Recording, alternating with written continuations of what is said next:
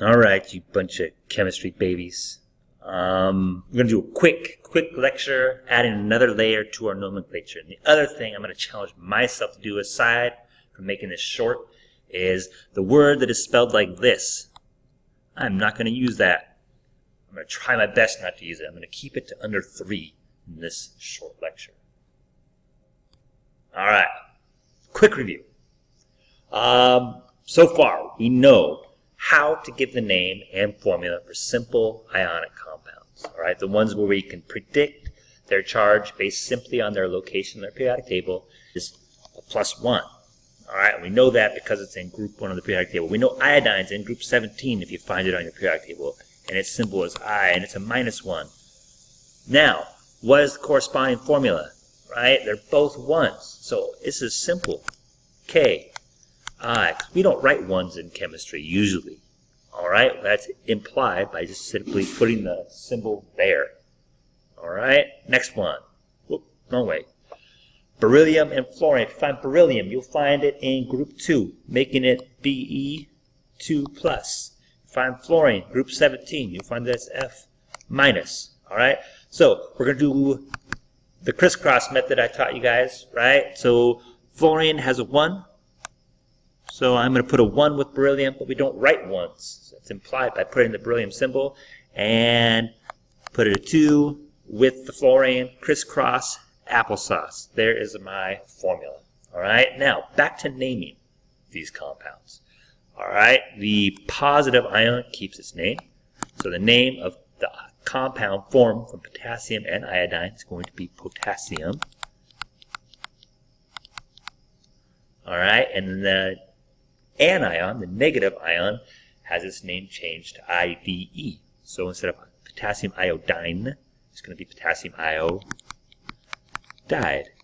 All right, this beryllium is positive, so it keeps its name, beryllium fluoride. All right, we see how that works. What about sulfur and aluminum? All right, sulfur, big S, it's a 2-, aluminum, Al, and that's a 3+. Again, we know those simply based on where they are in the periodic table. Now, let's be careful here. This is tricky, right? Which element gets, or which ion gets written first? The cation, the positive one. Well, Mr. Huderberg trying to trick you guys, put the anion first here. So you need to make that mental correction when you write this formula by putting the Al first, right? The 2 goes with the Al. The 3 goes with the sulfur, Al2S3, crisscross applesauce, right? And the name of that would be aluminum sulfide. All right, new stuff. Polyatomic ions. What the heck are these things, and why they muddle into what we're doing? All right. Now we have to know how to deal with these because some ions form in nature, right, from a combination of 2 non-metals. So notice all these are non-metals: sulfur and oxygen, phosphorus and oxygen. Lots of them are with oxygen. All right. They're formed from non-metals, and they bond covalently, not ionically, because all ionic bonds have a metal attached to it. Bet you didn't know that, or maybe you did. I don't know. But 2 non-metals bond covalently. Then, because of some strange things with electrons that you guys would not understand at this point, but you will.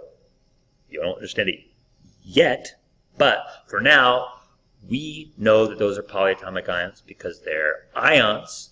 They do have a charge. That makes it an ion. All right? But they're formed from 2 or more nonmetals. All right? Now, how do we deal with them?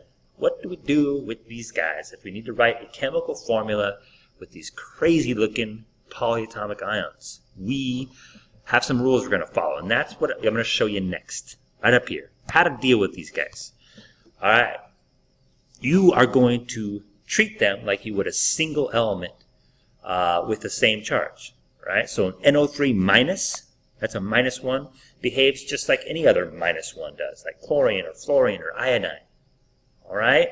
So you treat them just like you would anything else. It's just that you're going to have a list of these guys, so you're not going to be able to find these on your periodic table, right? But I will give you a list of them that you might glue to the back of your periodic table, for example, since you're going to use these often as well. All right? So if you see the word sulfate, for example, you would know, oh, that's not sulfide. That's not sulfur, that's sulfate, which makes it a polyatomic ion. All right? So, oh, I just said the SO word, damn it, darn it.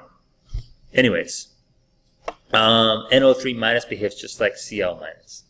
Now, the subscript attached to a polyatomic ion doesn't get changed.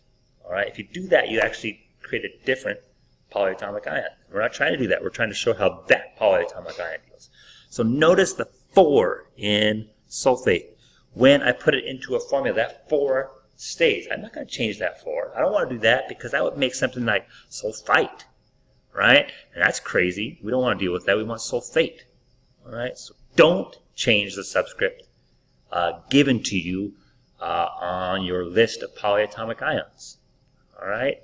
Now, if we need to add a subscript because of our crisscross applesauce method, right? So we know Al is a 3+, and we know sulfate is SO4 2-, and you know that because of the sheet I'll give you, right? We know that the 2 goes with the aluminum, the 3 goes with the sulfate, but I cannot write it like this, all right? Because that would make 43 oxygens, and that's a little bit wacky. We don't want 43 oxygens, we want 3 sulfates. All right, so you should notice that when we need to add a subscript to our polyatomic ions, we put parentheses around the polyatomic ion, and then we put the subscript to indicate that we have 3 sulfates as opposed to 3 oxygens by itself. All right? Now, when we name our ionic compounds that have polyatomic ions, the polyatomic ions actually keep their name just like the cations do. All right? So the compound between aluminum and sulfate is really simple. It's just aluminum, sulfate. All right? Simple as that. Now, let's move on. Let's do just a couple of these. Write the formulas for each of the following. So potassium, group 1, we know that that is K, and it's a +1. All right? Carbonate. Now, worth pointing out, the ATE portion of this tells you that that is not going to be found on the periodic table. It tells you it's going to be found on your polyatomic ion sheet. Now, not all the polyatomic ions end in ATE, but a lot of them do. Things like ammonium and hydroxide aren't on the periodic table either, but you'll know that because you just won't find them there. So that'll tell you, oh, ammonium, that's not on the periodic table. Oh, it must be a polyatomic ion. All right? But you need to read carefully because you'd find carbon on the periodic table, right? But you wouldn't find carbonate. Okay? You'd find nitrogen or nitride ions, but not nitrate ions. So the ATE is a dead giveaway. That's a polyatomic ion, folks. All right? So you go to carbonate on your periodic table. You find it. You search through, and you say, oh, my sheet says that's a CO3 2-. All right? Now, I'm going to treat that carbonate just like any other -2 ion. I'm going to put the 2 with the K, K, 2, and a 1 with the carbonate. So in this case, I do not need parentheses because I just have one of them. And we don't write ones in chemistry, usually. All right? Now, let's just do one more. All right? Calcium nitrate. We know Ca is 2+ because it's in group 2 on the periodic table. We know nitrate is not nitride. Nope, the ATE tells me, oh, that's a polyatomic ion. So I'm going to go to my polyatomic ion sheet. I'm going to find nitrate, and I will see that it's an NO3-. All right? Now, the 2 from the calcium goes to the nitrate. So that tells me I'm adding a subscript to nitrate, which means I need what? What do I need? What do I need? Parentheses. 1 calcium. I don't write the 1. I need 2 nitrates. So boom. NO3, 2. Done. This may end up a little bit more than 5 minutes, but I told you it's going to be short. And I think I only said this word a couple times.